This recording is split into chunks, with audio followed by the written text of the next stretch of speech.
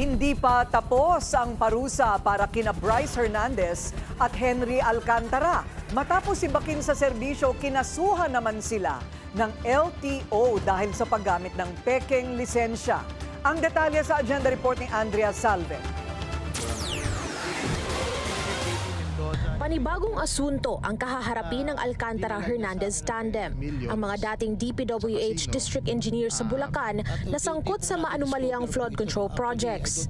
Suki raw ang mga ito sa mga kasino, kaya tinawag ding Bulacan Group of Contractors o BGC Boys ni Senate Pro Tempore Panfilo Lacson. Naghain ng reklamong paglabag sa Article 172 of the Revised Penal Code o use of falsified documents ang Land Transportation Office laban sa kanila. Inamin daw kasi ng dalawa sa pagdinig sa Senado na gumamit sila ng mga peking driver's license galing sa isang high-end casino hotel sa Parañaque.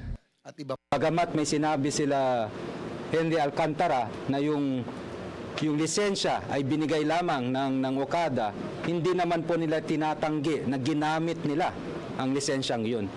Hindi po natin hayaan na lapastanganin ng ninuman, ng mapa-opisyal o pribadong individual ang lisensya po ng DOTR at ng LTO. So mananagot po sila.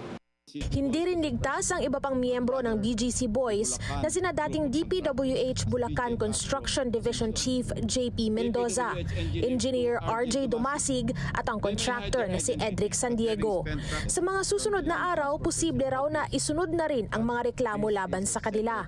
Tiniyak din ng DOTR na mananagot ang mga umano'y nagbigay ng peking mga lisensya.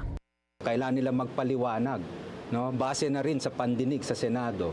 No, apparently and allegedly nanggaling sa kanila mismo. There must be something wrong, either sa Okada management o sa mga tao nila. Part of the investigation po yan, either it is with the sanction or without the sanction.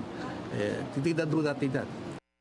Ito ang unang pagkakataon na mismong mga gumagamit ng peking lisensya ang inireklamo ng LTO. Una na nilang sinuspinde ng 70 araw ang driver's license ng BGC Boys habang gumugulong ang kanilang investigasyon dito.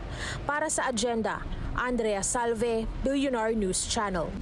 Manatiling nakatutok sa Billionario News Channel. Sumubaybay sa aming social media accounts at mag-subscribe sa aming YouTube channel para sa mga bago at eksklusibong balita.